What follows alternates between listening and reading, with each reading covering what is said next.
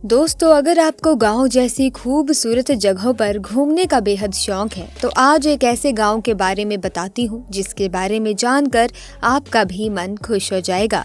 दोस्तों, वेरबो दुनिया की भीड़ से दूर बसा एक पारंपरिक गांव है जिसे देखने के बाद लाखों लोगों की आंखें मानो सुकून महसूस करने लगी हों।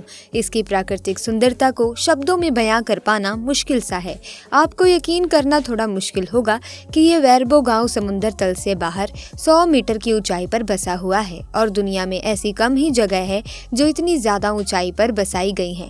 इसीलिए तो वेरबो गांव को बादलों के ऊपर बसा हुआ गांव भी कहा जाता है।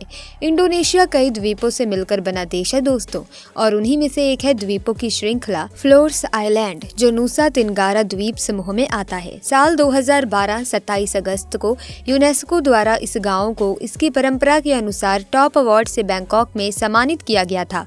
इस गाँव की सबसे मुख्य विशेषता है इनके अनोखे घर, जिन्हें ये लोग मबारू नियांग कहते हैं। ये घर दिखने में शंकु आकार के होते हैं, जैसे एक बड़ी सी टोपी जिसे बच्चे जन्मदिन पर लगाते हैं। इन घरों की छत सीधा जमीन को छूती है और छत से नीचे जमीन तक पूरी तरह से लौंटार छप्पर से ढके हुए हैं। ऐसा प्रतीत होता है कि एक समय में इस क्षेत्र में इस प्रकार के घर काफी आम थे, लेकिन आज ये केवल यही गाँव है जो ठेठ मंगराई पारंपरिक घर को बनाए रखता है, जिसके बिना ये अनोखे घर पूरी तरह से बेकार हो जाते हैं।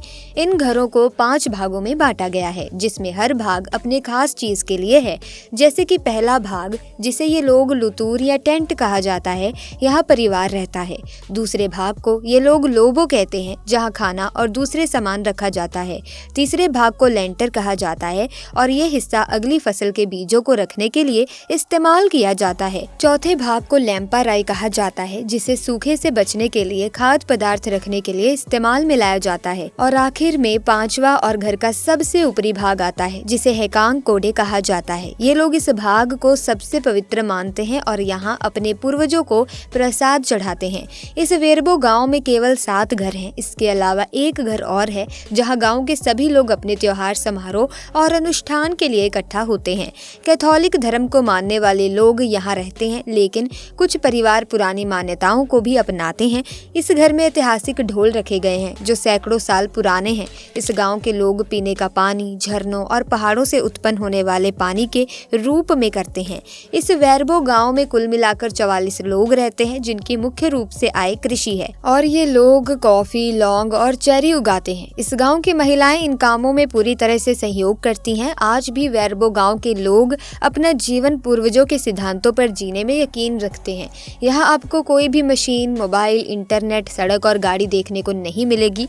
आज भी ये लोग सैकड़ों साल पहले के तरीकों को अपनाते हुए प्रकृति के सहारे ही जीते हैं। गांव के लोग मक्का और कसावा खाना पसंद करते हैं, लेकिन गांव के आसपास वे कॉफी, वेनिला और दालचीनी के पौधे लगाते हैं, जिन्हें वे लगभग 15 किलोमीटर दूर स्थित बाजार में बेचते हैं, गांव से दूर। हालांकि हाल ही में वेरबो अंतर्राष्ट्रीय इको टूरिज्म उत्साही लोगों के लिए एक पर्यटन स्थल के रूप में लोकप्रियता में बढ़ गया है और इससे गाँव के आर्थिक कल्याण में वृद्धि हुई है। वेरबो के लोग उन आगंतुकों का गर्मजोशी से स्वागत करते हैं जो उनके गांव को देखना चाहते हैं और उनके सरल पारंपरिक जीवन का अनुभव करना चाहते हैं।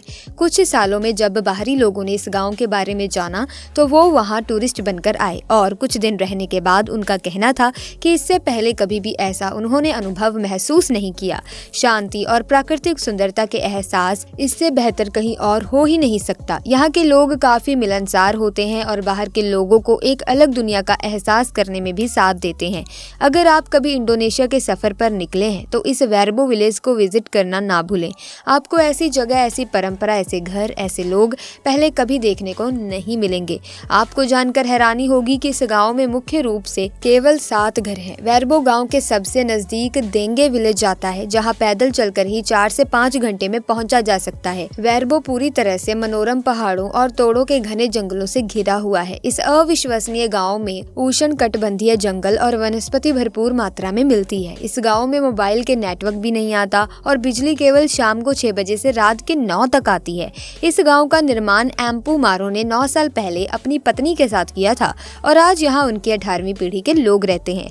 तो दोस्तों, अगर आपको हमारी ये खास वीडियो अच्छी लगी तो इस वीडियो को लाइक करें, शेयर करें, चैनल को सब्सक्राइब करके बेल आइकन को प्रेस करें ताकि नए वीडियोस की अपडेट आपको मिलती रहे। जल्दी मुलाकात होगी आपसे, तब तक के लिए आपका बहुत बहुत धन्यवाद।